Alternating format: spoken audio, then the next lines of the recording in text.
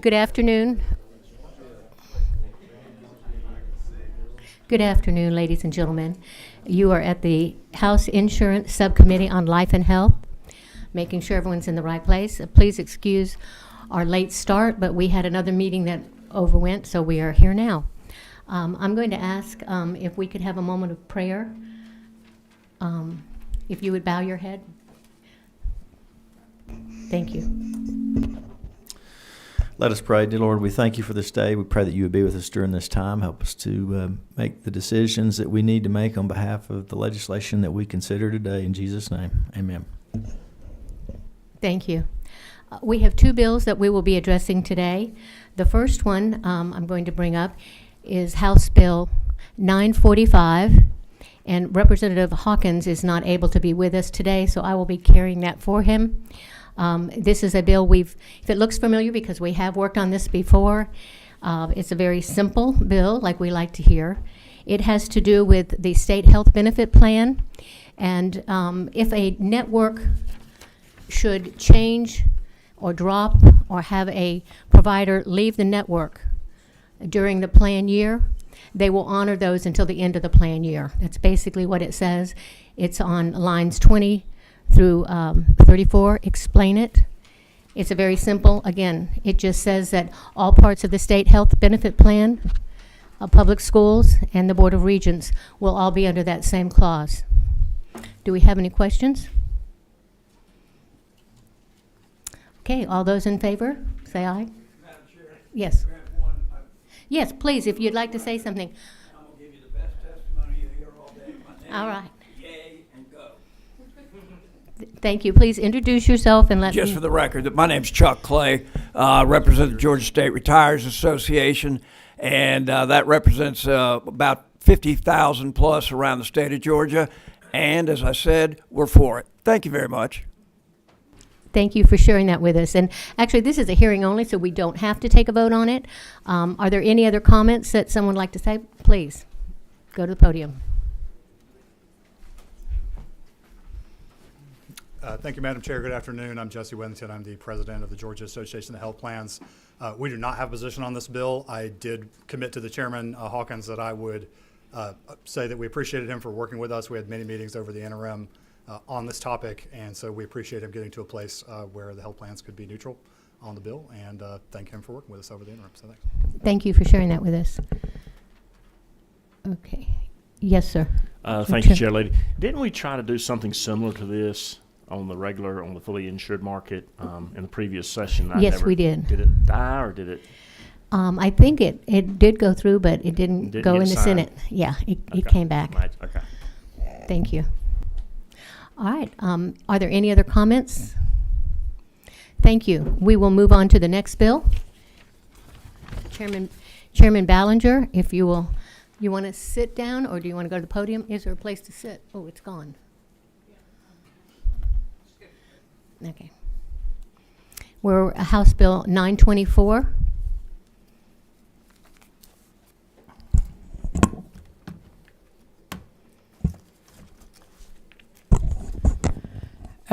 Thank you. Woo, that's loud. Thank you, Madam Chairperson. I do appreciate the opportunity to present in front of the committee.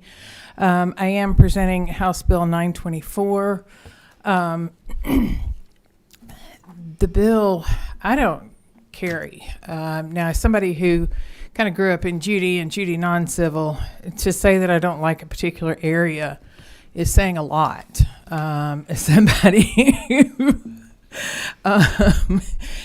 would stay until the wee hours debating in Judy non-civil whether or not they like something, whether or not this is a may or a shall, or, kind of parsing the different meanings of words. To say that I'm not particularly fond of a particular area, kind of says a lot. This is a health bill, and I'm not real fond of the health area of law. This is my first and probably my only bill that I'll be carrying in this particular area. However, I carry this bill because it would have affected me had this bill been into effect. It would affect me, and it would affect a lot of other cancer survivors out there. This is what's called the white bagging bill. And rather than tell you what it doesn't do, I'll tell you what it does do.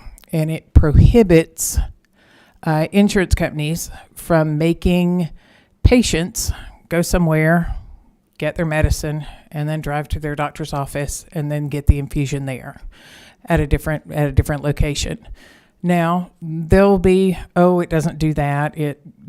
We courier it over. There'll be some that kind of get up and they'll tell you that it doesn't really do that, and that's really what it does. And that's what it prohibits. It doesn't make anybody do anything. It just prohibits people from doing that. So that's the bill as is. There is some language, if the committee so sees fit to have a do pass recommendation. I will be offering an amendment. I believe the chair lady and I have spoken at length over this amendment. It is consensus language, and basically it would carve out Kaiser Permanente because they are both an insurer and a provider. So they need some special language that is not allowed in the bill as it is written right now. So if the bill were to move forward at the appropriate time, I will be offering that as an amendment. However, I'm sure everybody remembers their rules of order, and it's only after the do pass recommendation that amendments are allowed. So as far as that, I'll be happy to answer any questions from members of the committee. Do any members of the committee have a question? Representative, please go right ahead. My question is, does this increase choice for the patients? It gives patients the choice as to whether or not they want to do something or not. It prohibits people from making them do something that they're not really comfortable with.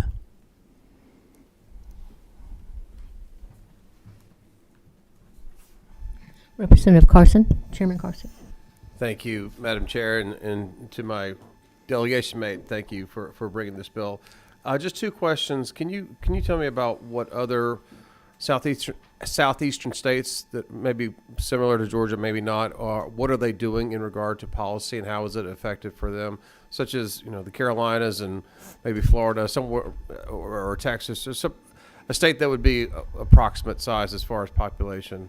Maybe some of those are a little bit larger than Georgia. And then the second question is,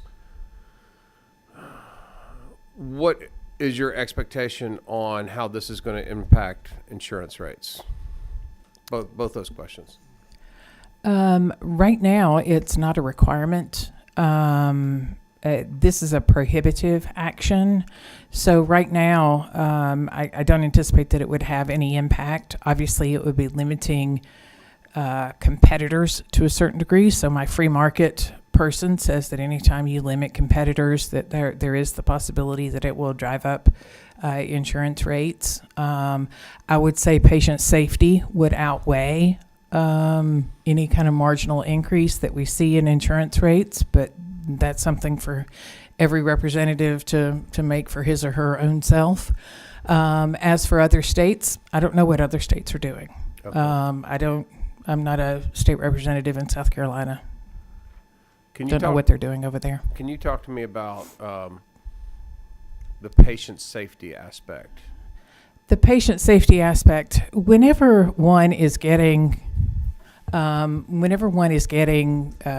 infusion, say it's a chemo treatment or something like that, or an immunotherapy treatment, that is curtailed, and I'm sure Representative's wife, who's a pharmacist, could probably go into much greater detail than I can, but that is for that patient at that time, based on their white cell blood count, on their white blood cell count, based on their weight, based on their temperature, based on their own physiological, their individual blood chemistry at that point in time. It is for that individual patient right there, right then.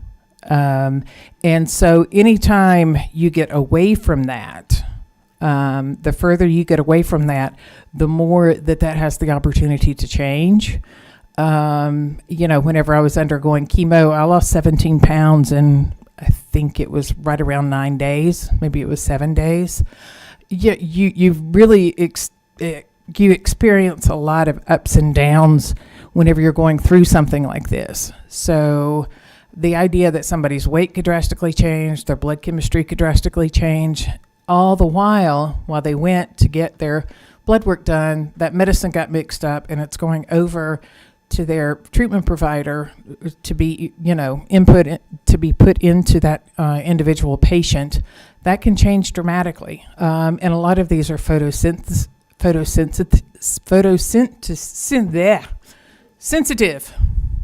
They're sensitive to light. Right. So they can't even have any light, like they're in like a blackout bag. And so all of these things are for patient safety. And so all of those are going to be at risk the further and further that we get away from the patient going in and the patient receiving that treatment. Okay, thank you.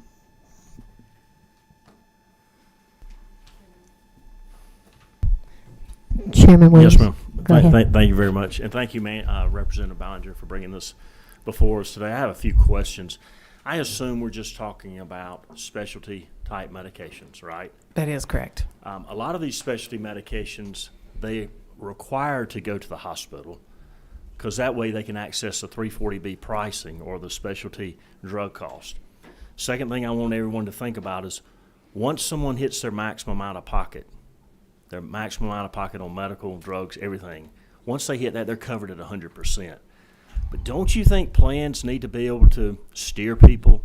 If we can steer people what doctors and what hospitals to go to for managed care and for networks to keep discounts, don't you think it would be prudent, with expensive as these medicines are, to try to steer people to go to get the best price, best bang for the buck for the plan? Because the members probably have already met their out-of-pocket, assuming it's safe. I mean, we don't want to send them out of the country to get their medicines. I mean, we see some plans doing this, getting them from Canada and elsewhere, and I just have a problem with that. But, if we're telling them not to go to their hospital to get the best pricing or to go to a specialty pharmacy, because a lot of the local mom and pops can't service them for these drugs, right? I mean, so this is a very difficult, and it's not a cut and dry. Me being married, I'm married to a pharmacist, so I see that side. Plus, I'm on the benefits side for 30 plus years, so I see it on that side. And Chair Lady Taylor and I have been talking, and it's just isn't a cut and dried issue. I mean, there's a lot of holes in this. We just have to be very careful and proceed, I think, cautiously. And I know we've been working on it, but I do appreciate and applaud, and there's nothing wrong with rolling up your sleeves and getting dirty and getting something that works. But I just wanted to add those couple of points. Okay. Was there a question? Well, I didn't hear one. Well, yeah, my question is, how are we going to tell, why should we not be able to tell somebody, if I can tell you what doctor or hospital to go to network-wise, why can't I steer you to a specialty pharmacy if you're taking those medicines that are that expensive? Well, but the provider, I think, and the patient need to be the one making that decision about what is best medicine-wise for the patient. Well, you don't think they're doing that? I think they are doing that, but I think this bill would allow them to continue to do that. I tend to think these folks are in the Hippocratic oath. They're doing the best for their patients, where they be in the pharmaceutical industry or where they be in the hospital industry or where they're in the insurance industry. I mean, we hear bad tales on everybody. But I just think that you want to keep your plan design in check, and I think you're going to have some cost measures. And I think specialty pharmacies are going to be, they're going to have the best specialty pharmacy they can find for those meds to keep costs most affordable. Because drug prices are crazy, but when I'm talking 340B pricing, I had a person taking a drug that was costing $40,000 a month for one drug, and that was to keep her alive. She was able to access that medicine through 340B pricing. That went to $8,000 a month. Her plan was self-funded, so her employer got to pay for that. And I think it's prudent, had we not found some ramifications for her, had she been paying $40,000 a month, the plan would have gone away. That's why I think it's prudent that we're able to have specialty pharmacies that can buy in bulk and get cheaper for the members and make sure that it's adequate and it's not some harem scarum, not some crazy willy-nilly plan, but it's going to be right there for them and it's going to be, suffice. That's my only point. Okay. Thank you. Representative Gamble? Thank you, Chairman Ballinger. I appreciate the bill. I was curious about, and I know we haven't gotten to that point yet about the amendment and the potential carve out for Kaiser. Has anyone, have you spoken with anyone from Humana as to whether or not they may also want? Okay, all right, that clarifies that. My bad. Are there any other questions from the members? Okay, we have a couple people that want to speak to the bill. Okay. Shay Ross Smith, if you'll come forward to the mic.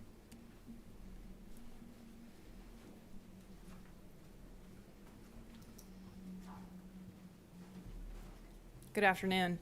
I am Shay Ross Smith. I'm the Director of Government Relations for Kaiser Permanente. I know that we've said twice now that Kaiser is interested in an amendment in the language of this legislation.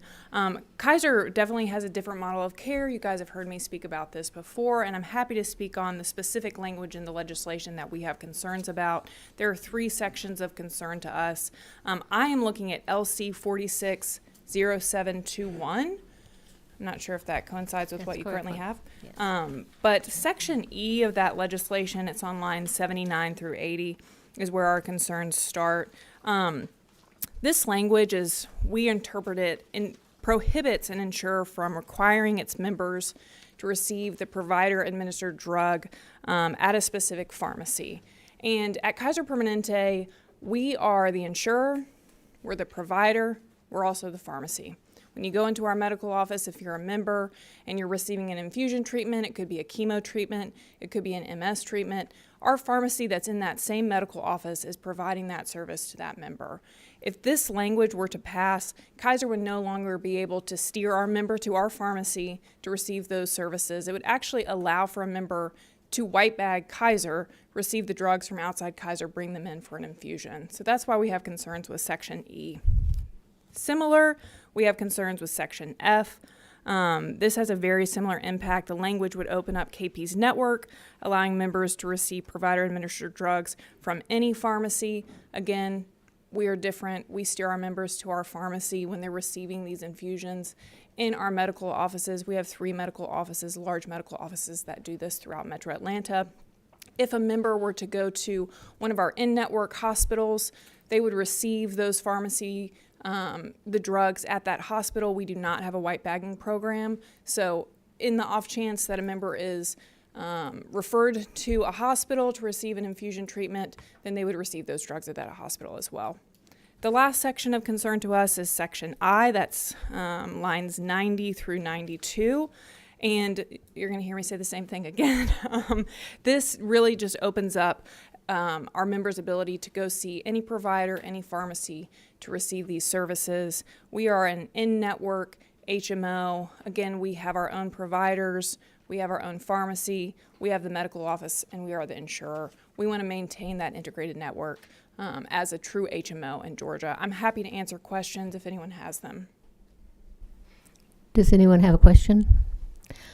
I don't see any. However, I am going to suggest that we take the wording for the amendment that we've seen along with the bill and have it, when we move it forward, let it go directly to the full committee and let them incorporate it as a committee substitute so that it will be able to be included in it at that time. We're not going to vote on anything here. That makes sense. Thank you.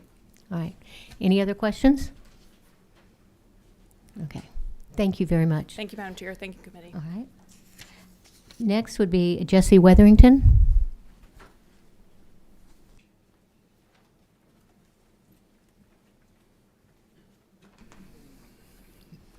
Good afternoon. Thank you, Madam Chair, members of the committee. Once again, I'm Jesse Wethington on behalf of the Georgia Association of Health Plans. As we have in years past, our membership have concerns with the concept involved in House Bill 924, which of course is the white bagging bill. And those primarily have to do with the extreme cost that members bear when they have to access these medications, which are all provider administered, in the most expensive setting possible, which of course is the hospital or the physician's office. So our concerns really center around that. I'll share with you some of this information that we provided this to the members of the committee as well. The average markup for this drug is $8,200. Of course, that masks a wide degree of variation. So again, that's the markup in the hospital over having it dispensed through the specialty pharmacy to the patient, or an average of 118% more than the specialty pharmacy price. And I'll give you some examples. So Darzalex, which is a common oncology drug, the hospital markup is $10,023. Keytruda, another cancer drug, $10,582 in the hospital versus a specialty pharmacy price. Ocrevus, a drug to treat multiple sclerosis, has a markup of $22,078. These are new and emerging therapies. Those are actually on the low end. There are some gene therapies that are coming out that can have individual price tags in excess of $1 million, or $2 million last week. So our concern is that if House Bill 924 were to pass, our members would be trapped in the absolute most expensive care setting possible, so that's in the hospital pharmacy. The buy and bill practices of hospitals, again, they're convenient, it's right there, but our members should not be forced to pay that kind of differential just for the convenience of having the drug in the hospital. There is a compromise amendment that we have floated around in years past. I believe several of you have seen this. If the hospital will just agree to take the specialty pharmacy rate, we would be neutral on this bill, and there would be no cost impact because at least then the member would be getting dispensed the drug and they would be held harmless. So if you vote for the amendment, you're voting to save, your teacher, small business person, $22,000 if the case they're an MS patient, $10,000 if they're a cancer patient. I'm going to add, without the amendment, this bill does include specific reference to the State Health Benefit Plan. Therefore, it should require a fiscal note as per the State Health Benefit Plan Fiscal Note Act. Additionally, we did meet with the sponsor to share some of our concerns with her earlier in the year. We would like clarified if the self-funded large group plans are supposed to be included within the scope of this bill or not. It is not readily apparent from the text of the bill, so we would like that clarified kind of one way or the other. We would again ask for you to support the compromise amendment, and we would be neutral on this piece of legislation. I'll take any questions if there are any, Madam Chair.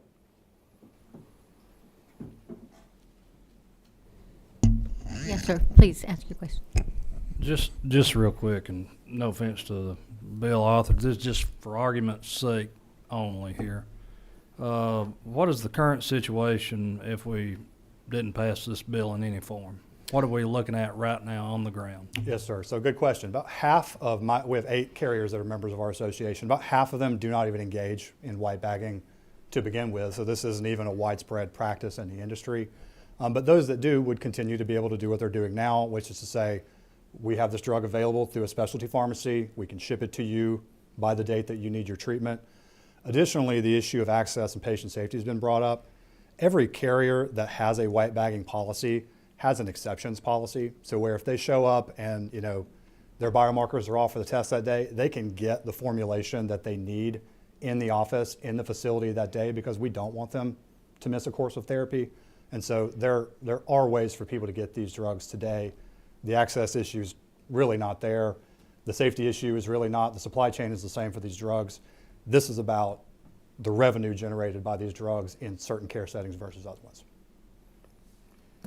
Thank you. Chairman Carson? Thank you. And Jesse, thank you for being here. I'm still going over this and analyzing and so forth, but I want what's best for the patient. But I definitely want there to be choice, but I do have concerns about the cost,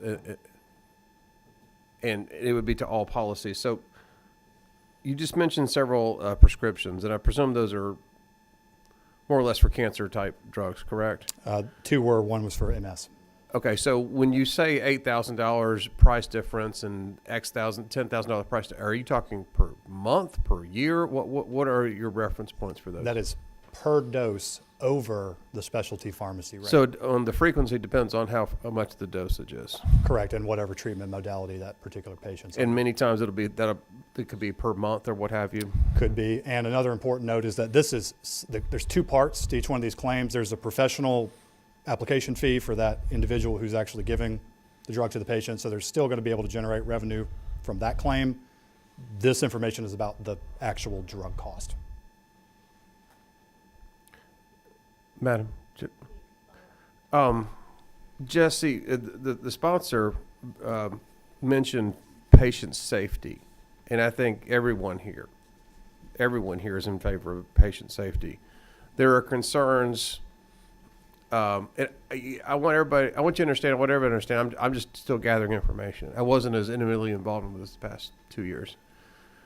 There are concerns that if we only go this route in regard to the lower costs, that there would be patient safety issues that the sponsor brought up. Can you address that as well?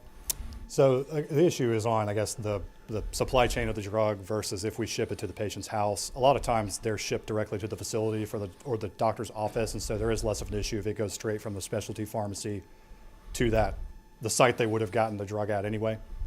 So it doesn't actually go to the patient's hands. Probably so. I was thinking there might be issues, one, in regard to security, like it being stolen or something like that. Second, in regard to exposure to light. Third, exposure to extreme temperatures, possibly. Can you comment on that? Sure. So everybody that does this, the specialty pharmacies are not in the business of shipping these very expensive drugs off just to have a lot of them spoil on the doorstep, so to speak. So they're temperature controlled, they're tracked.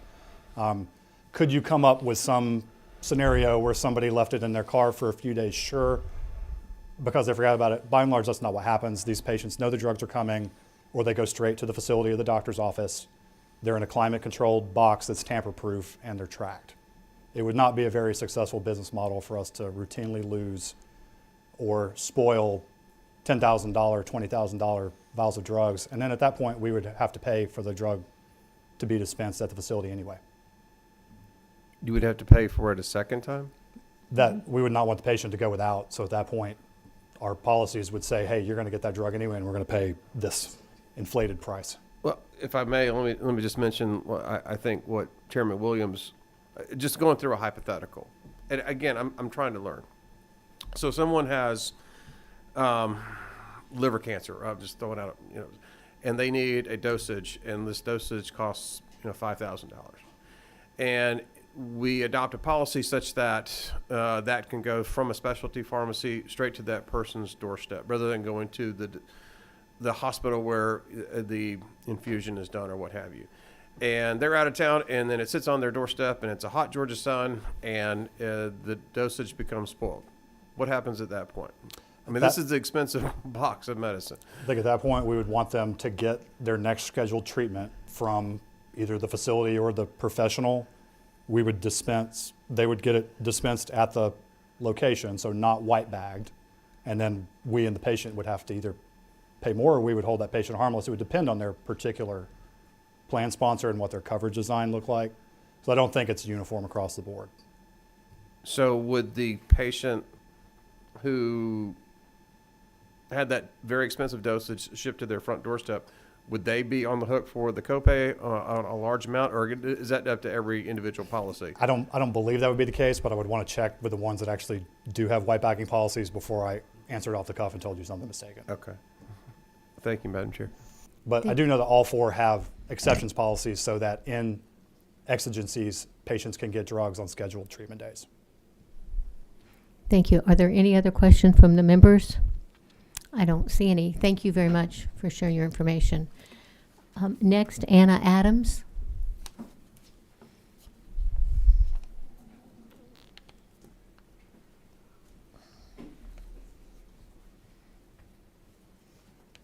Thank you, Madam Chair, members of the committee. I'm Anna Adams with the Georgia Hospital Association, and we are very much in support of this legislation. We have been working on trying to get something of this nature passed for the last 4 years, and I'll say that from the bill's perspective, I think we've seen in other states efforts toward addressing white bagging policies. This is probably one of the more conservative approaches, because it really only addresses white bagging policies in the event that you are in network with the plan already, and then a white bagging policy is implemented. So if you don't have a network participation agreement with the insurance company, you can white bag all day long.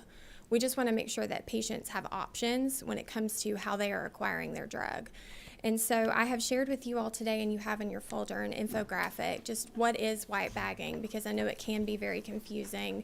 They've coined these terms, white bagging, brown bagging, and trying to differentiate between the two can be confusing. But for those patients who have these very expensive, very complex disease-modifying therapies for autoimmune diseases, cancer treatments, for example, we want to make sure that as we are providing that care within our facilities, that drug is delivered in a way that is safe, and that we can attest to the supply chain of how it was received at the facility, that it's safe, and that we are not in a situation where we could be held liable even for administering a medication when we can't assure how it got to us.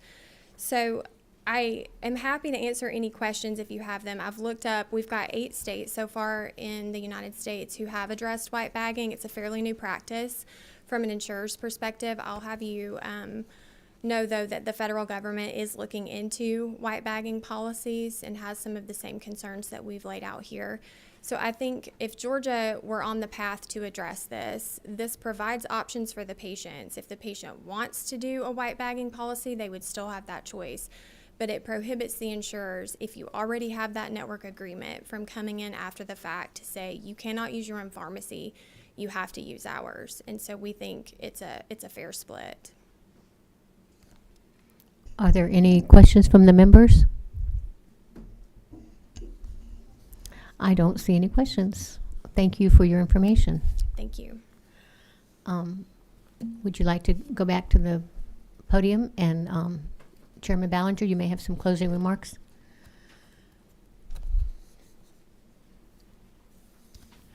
I'm happy to answer any questions that anybody may have, but I think Anna probably said it the best. It just prohibits people. It doesn't interfere with any agreements that are already in place. I understand that there are evergreen agreements between insurance companies and hospitals that are already there that assure, certain policies and procedures as far as pricing will be obeyed. It doesn't interfere at all with those agreements. So, having said that, I'll be more than happy to answer any questions that I might be able to answer. But otherwise, I'll just ask for your favorable consideration if it's going to, is it going to be? We are having just a hearing only. We're not voting on anything. It will be up to the chairman to pull up bills for the full committee. Okay. So and again, as I mentioned earlier, I would get the wording you want in the amendment and get with the chairman and perhaps have the substitute ready for full committee. Yep. I'll do that. Are there any other questions or comments from the members? We are adjourned. Oh, thank you. You.